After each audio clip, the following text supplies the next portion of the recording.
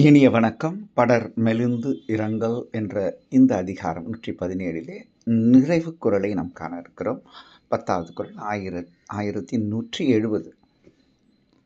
உள்ளம் போன்று உள்வடிச் செல்கிற்பின் வெள்ள நீர் நீந்தல மன்னோ என் கண் என்று தலைவி கேட்கிறார்.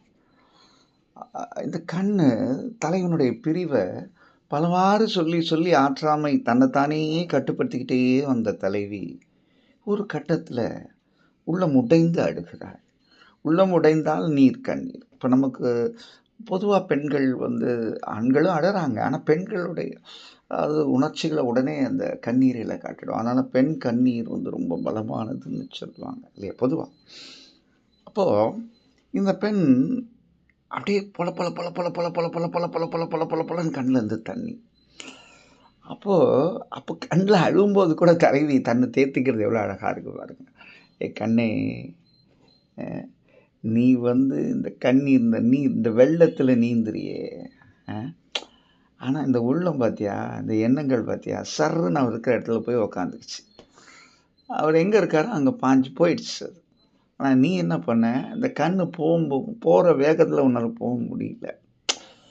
நீ பாவம், நீ என்ன பண்ணுற, அவரை பார்க்க முடியலையே அப்படின்னு நீ என்ன பண்ணுற, கண்ணிலேருந்து கண்ணீர் வந்துட்டே இருக்கு உனக்கு. நீயும் இதே மாதிரி போயிருந்தீன்னா உனக்கு இந்த கஷ்டம் நேர்ந்திருக்குமா அப்படின்னு இந்த கண்ணை நோக்கி பேசுகிறான். இது ஒரு சொலலிக்கை தான். இதே 1244வது குறள் ஒன்று வரும். 1244 1244 1244. கண்ணும் கொலச்சேரி நெஞ்சே இவை என்னை தின்னும் அவர் காணலுற்று. தலைவி பாருங்க, இங்கே வள்ளுவம் அழகா சொல்வார், என் நெஞ்சே நீ போகும்போது தயவு செய்து அருள்கூர் இந்த கண்ணையும் கொஞ்சம் கூட கூட்டு போயிடு. ஏன்னா அவரை பார்க்கணும்னு என்னை பிடிச்சி கடிச்சு தின்னுது. அதனால் நீ போகும்போது இதை கூப்பிட்டு போ.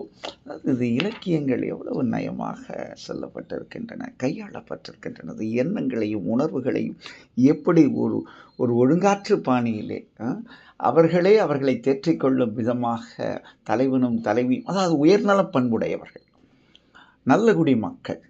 அதனால் அவங்க புலம்பலை, தலைவனை திட்டலை, எப்படி தன்னைத்தானே அவர்கள் தேற்றிக்கொள்ளுகிறார்கள். இந்த குறளில் பாருங்கள், நான் சொன்ன குறள் 1244. நெஞ்சை நீ இங்கே என்ன சொல்கிறா, நீ உள்ள மாதிரி போயிருந்தா நீ அழ வேண்டாமே, அங்கே போய் அவருக்கு பார்த்துருக்கலாமே. இங்கே உள்ளத்தை சொல்கிறா, நெஞ்சை நீ போகும்போது தயவுசெய்து கூப்பிட்டு போ, பார்க்க முடியல, நீ என்ன பிடிச்சு தின்னும் அப்படின்றா. கண்ணும் கொலச்சேரி நெஞ்சே இவை என்னை தின்னும்னா கொடைச்சல் கொடுக்குது. அவரை பார்க்கணும் பாருங்க. இந்த 2 நிலைகள்லையும் வள்ளுவர் எப்படி கையாடுறாருன்றது ரொம்ப நம்ம நுண்ணிவைத்தாக பார்க்க வேண்டிய இடம் இது. வள்ளுவனுடைய அந்த பேனா, அந்த எழுதுகோள் எப்படி இதயங்களை தொடுகிறது, காதலை வெளிப்படுத்துகிறது என்பதற்கான ஒரு சான்று இந்த 2 குறள்களும் என்று சொல்லி இத்துடன் பிரிவார் இந்த நிலைப்பாடு, அதாவது படர் மெலிந்து இரங்கல் என்ற ஒரு அருமையான அதிகாரம் முடிந்து அடுத்து ஒரு அற்புதமான அதிகாரம் 118 கண் விதுப்பு அழிதல் என்ற ஒரு அற்புதமான அதிகாரம் பார்க்க இருக்கிறோம்.